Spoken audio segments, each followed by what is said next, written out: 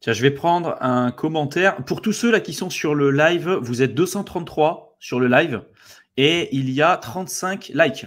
Donc, je vous inviterai, comme d'habitude, à mettre un like, à commenter au maximum. Ça montre à l'algorithme de YouTube que vous appréciez notre contenu et ça nous permet, nous, de monter dans les moteurs de recherche. Ça nous permettra de continuer ce qu'on fait, de vous donner à chaque fois un maximum de valeur. Donc, continuez de mettre des likes. Je veux voir là plus de 200 likes pour continuer la suite. On va prendre quelques questions, puis après on passera au deuxième volet sur tout l'aspect pratique et comment vous faites pour vous protéger. Alors il y a McLean qui dit « Laissez tout sur Binance, jamais hacké, numéro 1 mondial et stacking incroyable ». Alors je ne sais pas si c'est une blague, McLean, j'espère pour toi que c'est une blague. Mais si ce n'est pas une blague, tout ce que tu viens de dire dans ton commentaire est faux à 100%. Parce que, alors, laisser tout sur Binance, bien évidemment qu'il ne faut rien laisser sur les plateformes d'échange. Jamais hacker, c'est totalement faux. Tu peux regarder sur Internet, hein, ça s'est fait hacker plusieurs fois. Simplement, aujourd'hui, ils ont pu couvrir un petit peu les pertes. Numéro 1 mondial, ça n'a aucun gage de qualité concernant l'argent que tu peux laisser sur ces plateformes-là. Combien de personnes avaient laissé de la thune sur FTX, sur Celsius, sur Quadriga CX, sur Quadriga CX, sur Cryptopia, je peux t'en citer, hein, MTGOX, hein, numéro 1 mondial à l'époque aussi, en 2013. Hein. Regarde. 800 000 bitcoins que des gens n'ont jamais récupéré, même encore aujourd'hui.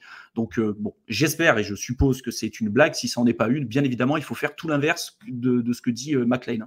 Ne laissez rien sur ces plateformes-là. Et quand bien même, aujourd'hui, en effet, c'est le leader, hein, Binance, qu'est-ce qui dit que ce sera encore le leader dans plusieurs années? Il y a beaucoup de gens qui disent moi, si demain il y a un problème sur Binance ou s'il y a un problème sur une plateforme centralisée, je serais capable de retirer mon argent. Bien sûr, comme tous ceux qui avaient laissé de l'argent sur FTX, comme tous ceux qui avaient laissé de l'argent sur Celsius, comme tous ceux qui avaient laissé de l'argent sur Quadriga CX, sur Cryptopia, mais également aussi sur MTGOX. Voilà. Il n'y a pas grand monde qui ont pu retirer leur argent et en général, ça se finit très très mal.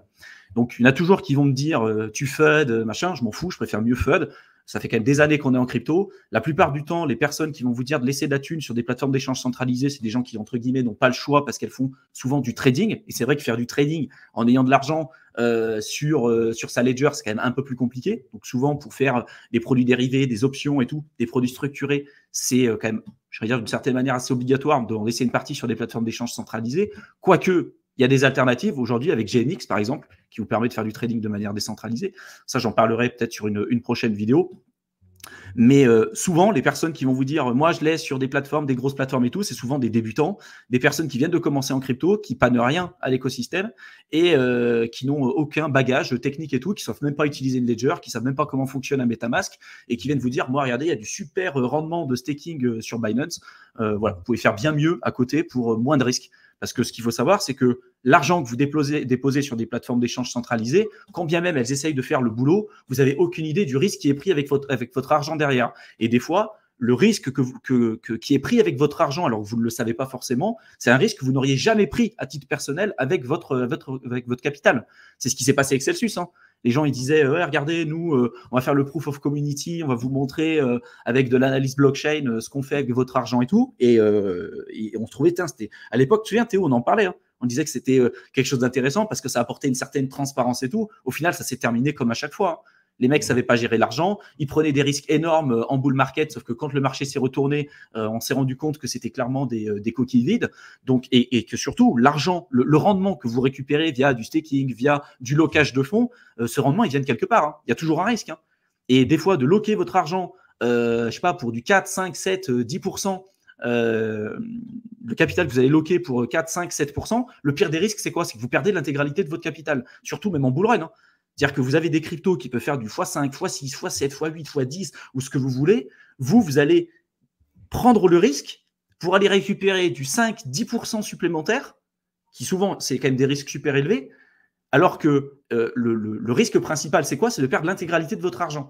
Le risque rendement, là, c'est du n'importe quoi. Donc, je ne sais pas si tu voulais rebondir un peu là-dessus, Théo. Ouais, mais c'est ce qu'on avait évoqué, faire gaffe aussi. Je vois pas mal de personnes qui disent nous, on se concentre sur le stacking, des choses comme ça, donc en fonction de la plateforme.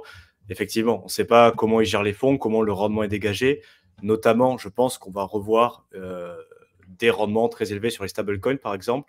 Et je pense que s'il y a bien quelque chose que nous a appris le dernier bear market et la fin du dernier bull run, c'est faire attention au rendement sur les stablecoins, notamment Celsius. On parle de Terra Luna aussi, donc que ça soit en centralisé ou en décentralisé, comme Thibaut vient de le dire. Les rendements est parfois très important pour un actif qui, en principe, n'en dégage aucun.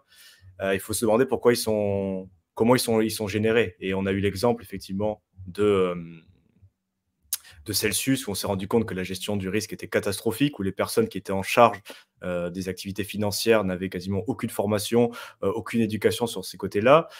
FTX, pareil, Alameda, Caroline Ellison qui disait en interview en se marrant, moi de toute façon je trade, je mets pas de stop loss.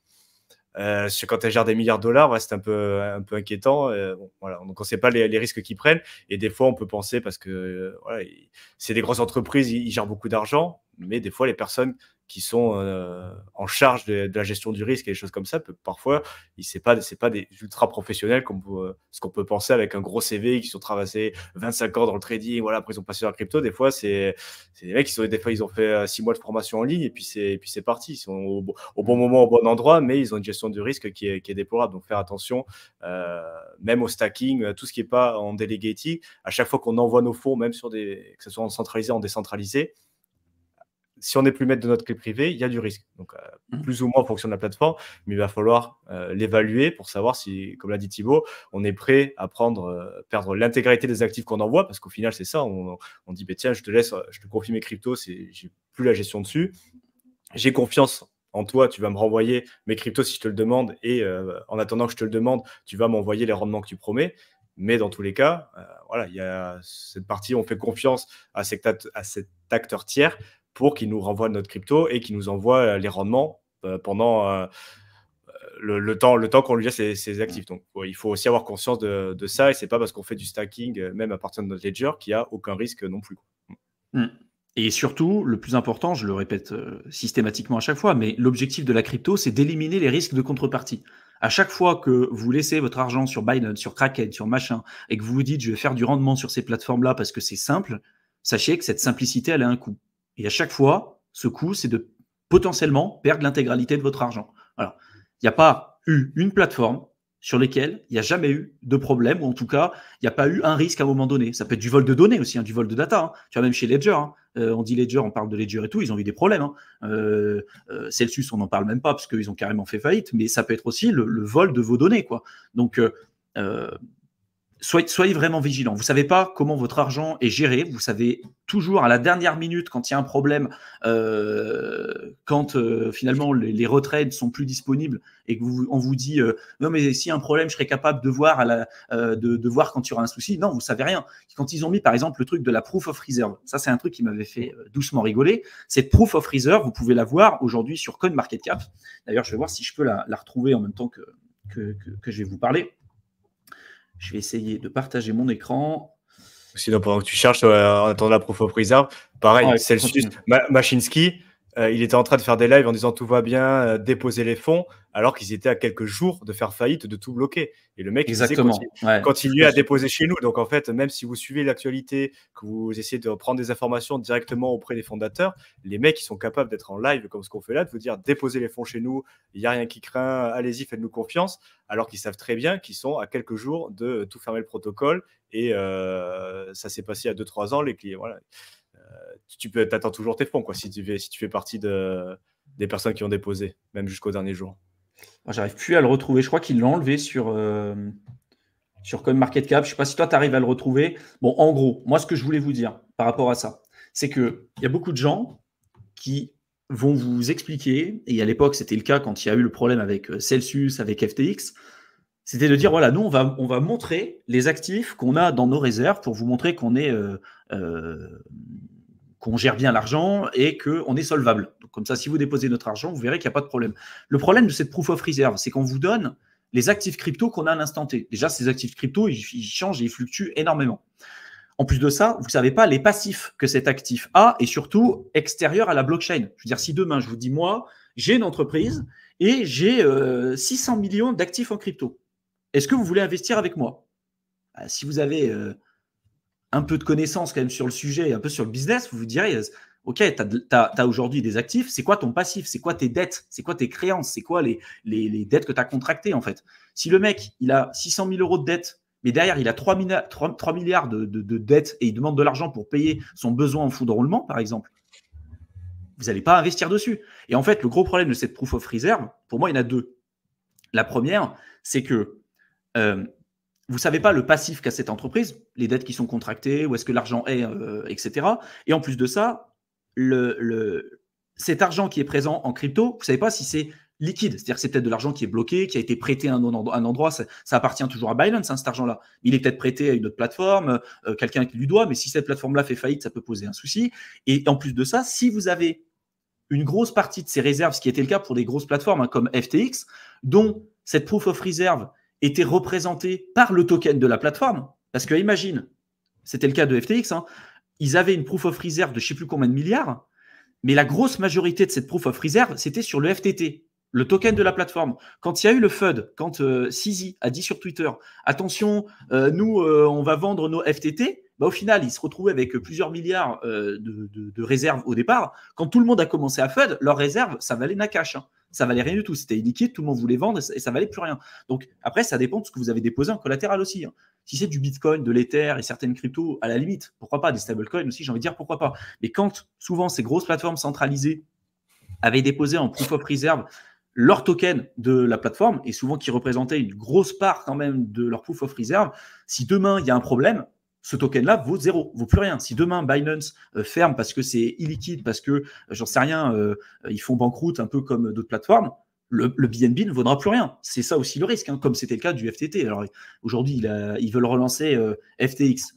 Ils ont prévu de le relancer, donc ça a repris un petit peu de valeur. Mais voilà, c'est ça aussi ce problème. Donc soyez vraiment vigilants par rapport à ça. On va prendre d'autres questions avant de passer à la deuxième partie. Je sais pas si tu en vois certaines qui te parlent, Théo. Je vais descendre un petit peu. Pensez à mettre des likes, les gars. Vous êtes plus de 200. Il y a 52 likes. Mettez des likes. Je vois qu'il y en a pas mal qui disent ouais, est-ce que c'est bien vous? Est-ce que c'est bien une IA? Ouais. C'est bien nous. Surtout qu'après, pour la petite anecdote, ils disent faites un striptease, les gars, jamais une IA pourra faire ça. Pour la petite anecdote, l'application dont je vais taire le nom qui a permis en grande majorité de passer les KYC, c'est à la base une IA qui permet un modèle d'IA sans les limitations qu'on peut avoir sur des modèles plus connus, type Midjourney, type DALL-E. Et à la base, c'était pas fait pour faire des cartes d'identité, si vous voyez ce que je veux dire. C'est une IA qui permet de faire des choses un petit peu, même qui vont au-delà du striptease, j'ai envie de dire. Donc voilà, comme beaucoup d'innovations, comme beaucoup de choses, il y a un certain secteur qui est premier sur les innovations. Donc malheureusement encore, c'est pas dans le ça existe déjà. Encore une fois, malheureusement, c'est quelque chose qui existe déjà. Des modèles d'IA qui sont avec beaucoup moins de restrictions, qui permettent de faire des choses. Donc on peut, pas forcément que des cartes d'identité, quoi. Sika qui dit enregistrer ses liens en favoris sont sur navigateur, c'est super important. Oui, en effet, avoir les bons URL, vérifier l'URL et de se dire cette URL là, je l'ai vérifiée et tout, je l'ai en favori, ça changera pas. Pour moi, c'est un très bon point pour pouvoir te protéger. Et une fois qu'il y en a beaucoup, pensez à les exporter de temps en temps si jamais on change d'ordi, si on doit réinitialiser, si on doit réinstaller pour pas avoir besoin de tout rechanger. Moi, ça m'est arrivé une fois. Je peux vous dire que depuis, quand tu commences à avoir 50, 60 liens enregistrés, pour tous les retrouver. Pour tous les trouver, c'est compliqué. Donc là, tu peux exporter et le réimporter facilement, même sur d'autres navigateurs. Et comme ça, tu as ta base de données, de liens sûrs, que tu peux réinstaller rapidement si jamais tu en as besoin, quoi. Et je vois qu'il y a des commentaires des personnes qui disent oui, mais ça veut dire que du coup, vous déconseillez d'utiliser, vous conseillez d'utiliser aucune plateforme centralisée. C'est pas ce qu'on dit. Aujourd'hui, vous avez certains besoins. Je veux dire, le pont crypto-euro, euro-crypto, vous êtes obligé, 99%, de placer vers des plateformes centralisées. Et ça ne veut pas dire non plus qu'il n'y a pas des choses super que vous pouvez faire sur des plateformes centralisées. Je ne dis pas qu'il ne faut jamais l'utiliser. Nous, à titre personnel, il y a des fois où on a utilisé des trucs, mais c'est sur vraiment des parties infimes de notre portefeuille et on sait à quel risque on est exposé. Ce qu'on dit sur cette vidéo et ce qu'on continuera de dire, c'est pour les personnes qui n'ont aucune compétence technique, qui n'ont pas envie d'apprendre et qui recherchent uniquement et exclusivement la simplicité, en se disant « j'ai pas besoin de me former à la finance décentralisée, j'ai pas besoin de me former à MetaMask, j'ai pas besoin de me former à la Ledger, j'ai pas besoin de me former à tout ça, parce que je peux tout faire sur une plateforme centralisée. » C'est avant tout à ce genre de profil qu'on dit de rester vigilant. Ce qui reste aujourd'hui une majorité en crypto, même encore à l'heure actuelle. Et plus on va avancer, plus ce genre de profils vont arriver. Donc voilà, c'est plus par rapport à ça. Après, c'est comme tout. Il n'y a pas de vérité exacte. Vous avez des opportunités un peu de partout. Par exemple, les IO sur Binance, il y a des trucs super que vous pouvez faire. il y a des super rendements, la plupart des projets ont donné des super rendements. Voilà, pourquoi pas l'utiliser? J'ai envie de dire, pourquoi pas? Mais attention, voilà, ceux qui vont vous dire, vous laissez de l'argent sur des plateformes d'échange centralisées parce que c'est le numéro 1, parce que c'est sécurisé et tout, l'histoire, si elle peut nous enseigner quelque chose, c'est que ce que je viens de vous évoquer là, c'est pas vrai. Voilà, de dire forcément c'est bien, forcément ça sera bien géré, forcément c'est le numéro 1, c'est le numéro 1 jusqu'au moment où ça ne le sera plus, voilà, où ça deviendra le numéro 2, ou jusqu'au moment où il y a un problème. Et de dire que cette plateforme-là ne s'est jamais fait hacker, encore une fois, c'est une connerie. Vous jetez un coup d'œil, Binance s'est déjà fait hacker à plusieurs reprises, ils ont pu combler les pertes parce qu'ils ils gagnent énormément d'argent. D'ailleurs, le burn qu'ils font sur leur BNB, hein, c'est imaginer, ça c'est un truc de fou, hein. C'est-à-dire que imaginez aujourd'hui, vous avez une boîte, une entreprise qui gagne tellement d'argent, et elle dit, bah, nous on fait du buyback de shares, c'est-à-dire qu'on va prendre l'argent qu'on a gagné, on va racheter notre token avec l'argent qu'on a gagné, une partie de notre trésorerie excédentaire, et on va le brûler, on va le jeter. Donc, on prend les centaines de millions qu'on a gagné, une partie de la trésorerie qu'on a gagnée, on la jette par la fenêtre et terminé. Donc, ça, pour la crypto, ça marche bien, hein, mais le burn de leur token, c'est ça. Donc, vous avez une boîte aujourd'hui qui gagne énormément d'argent.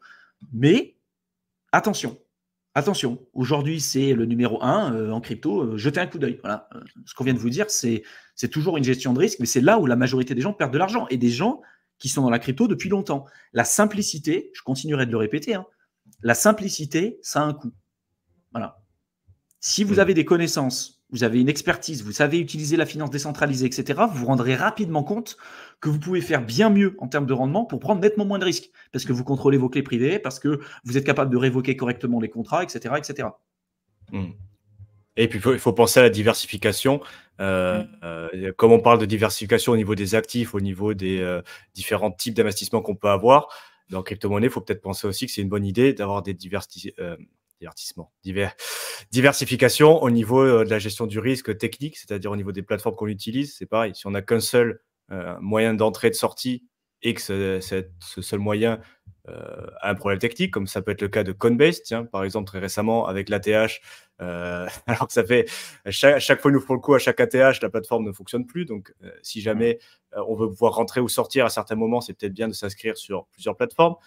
Et pareil au niveau de la gestion de portefeuille. Pourquoi tout laisser sur un portefeuille quand c'est quand même relativement facile de compartimenter, d'avoir un portefeuille long terme, que ça peut être sur la ledger pour le Bitcoin. On peut avoir même plusieurs ledgers, plusieurs portefeuilles à froid. On peut utiliser les passphrases. On a des wallets. Voilà, il y a quelqu'un qui vient de mettre un Rabi Wallet, MetaMask. On peut faire plusieurs. On peut compartimenter. On peut faire un système le plus complexe qu'on veut, mais aussi avoir deux ledgers et plusieurs hot wallets. Voilà, il n'y a pas besoin de mettre des choses en place hyper compliquées avec du multisig, avec des social recovery, des choses comme ça qui peuvent être mises en place. Mais il faut savoir qu'il y a des opportunités, des possibilités de compartimenter son risque aussi au travers de ce qu'on utilise en termes de logiciels, en termes de hardware et en termes de plateforme. Donc, il ne faut pas s'en priver et laisser tous ces œufs dans le même panier. Quand on parle de diversification, il y a aussi tout cet aspect-là à prendre en compte. Et ça serait dommage de diversifier, mais de tout laisser sur la même plateforme. On prend un risque qui est énorme. Donc, voilà. Même s'il y a des signaux positifs, même si on sait jamais. Voilà. Dans le doute, on diversifie. Et ça permet en plus de se former sur les aspects clés privées, comment gérer ses portefeuilles, et on apprend des choses au passage, quoi. Quand on réfléchit à ces systèmes de protection, on se heurte à des problèmes qu'il faut résoudre, et du coup, on en apprend en plus sur la crypto dans des choses qui sont assez intéressantes, quoi. Donc là, on va passer à la deuxième partie sur l'aspect sécurité, les outils, comment faire en sorte de ne pas vous faire scammer. On va vous présenter des sites qui permettent notamment de scanner des smart contracts ou analyser peut-être certains jetons des projets qui viennent se lancer. Toujours pareil, ça ne sera jamais une vérité absolue, mais c'est toujours un moyen pour vous pour avoir un œil aiguisé et faire attention à là où vous mettez potentiellement les pieds.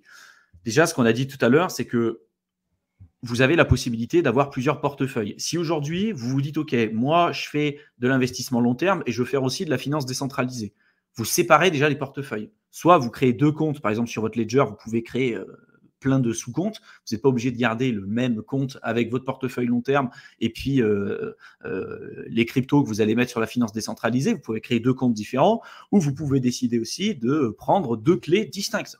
Vous avez une ledger NanoX sur laquelle vous allez faire du buy and hold et vous allez faire uniquement de la réception et d'envoi de crypto. Vous n'allez jamais interagir avec des smart contracts, vous n'allez jamais vous connecter à des applications décentralisées, vous n'allez rien faire de tout ça. Et c'est ce qu'on vous invite à faire sur votre portefeuille long terme, en tout cas de crypto. Là, vous avez le plus gros de vos fonds. Et d'ailleurs, même sur vos portefeuilles long terme, vous pouvez très bien décider, si vous avez quand même des gros montants, d'avoir plusieurs gros portefeuilles long terme. Vous dites, OK, moi, j'ai, je sais pas, une partie de mon portefeuille long terme sur cette ledger-là, j'en ai une autre sur celle-ci, etc., etc. C'est infini, hein, tout ce genre de choses. Mais déjà, pour moi, ça, c'est la base. Ensuite, si vous voulez aller plus loin, faire de la finance décentralisée, il y a plusieurs choses à comprendre. Déjà, vous ne le faites jamais sur le wallet sur lequel vous avez vos cryptos, parce que la probabilité que vous fassiez une erreur, tiens, il y a un contrat intéressant, ou tiens, il y a un airdrop, je le valide. Au final, ce n'était pas vraiment un airdrop. Si vous aviez votre portefeuille long terme qui était lié à ça, vous faites voler l'intégralité de votre argent. Donc, vous prenez un portefeuille séparé, par exemple une ledger à part, avec un autre groupe de 24 mots. Vous allez devoir 2 groupes de 24 mots différentes, et vous pouvez après classer cette ledger qui va être exclusivement dédiée à la DeFi en sous-comptes différents. Par exemple, vous dites, bah tiens, moi, le compte numéro 1, c'est entre guillemets peu risqué et je vais utiliser des plateformes comme Aave, Campand, Uniswap, enfin des plateformes, on va dire, connues ou sur des écosystèmes connus. Et là où je vais créditer une partie plus importante et plus significative d'argent que je veux mettre que je veux faire fructifier, par exemple, sur la DeFi. Et après, vous pouvez créer des sous-comptes sur lesquels vous allez aller sur des plateformes plus risquées, sur des projets qui viennent tout juste de se lancer. Tiens, il y a une super IPY parce qu'il y a une pool de liquidité qui est sortie sur ce projet-là avec, je sais pas, 1500% d'APY. On sait que c'est un truc qui va pas rester, mais vous vous dites, OK, j'ai envie d'aller dessus. Bah, vous prenez un autre sous-compte sur cette deuxième ledger, vous allez le créditer avec le token pour valider les frais de transaction et puis l'argent que vous voulez envoyer sur cette plateforme. Si demain, cette plateforme se fait hacker, vous serez protégé d'une certaine manière parce que vous ne pourrez perdre qu'uniquement l'argent qui aura été à risque, en tout cas sur cette plateforme, et pas votre portefeuille long terme, ni le premier sous-portefeuille sur lequel vous aviez placé une grosse partie de votre argent sur la DeFi, quoi. Juste pour clarifier, quand tu parles de créer un sous-compte, parce que moi, Oui. j'ai aussi le doute, est-ce que tu parles de créer une autre adresse sur ton compte des 24 mots ou d'utiliser la phrase mnémonique, si je ne sais pas si je le dis bien, créer des sessions avec des passphrases et créer plusieurs sessions? Parce que je ne sais pas s'il y a des gens qui ont tu peux directement faire les deux. Après, moi, en général, c'est que je crée, comme le premier exemple que tu as cité, hein, le premier, un autre compte qui va être lié à ta ledger, en fait. Oui, notre adresse. Il faut savoir que juste, il faut avoir crédité par exemple, si on est sur Ethereum, il faut avoir des Ethers sur la première adresse avant de pouvoir en créer une autre sur la Ledger. Donc, pensez à créditer, parce que sinon, on peut pas, sur Ledger Live, on ne peut pas en créer d'autres. Et après, dans ce cas-là, il faut faire attention quand on se connecte au wallet.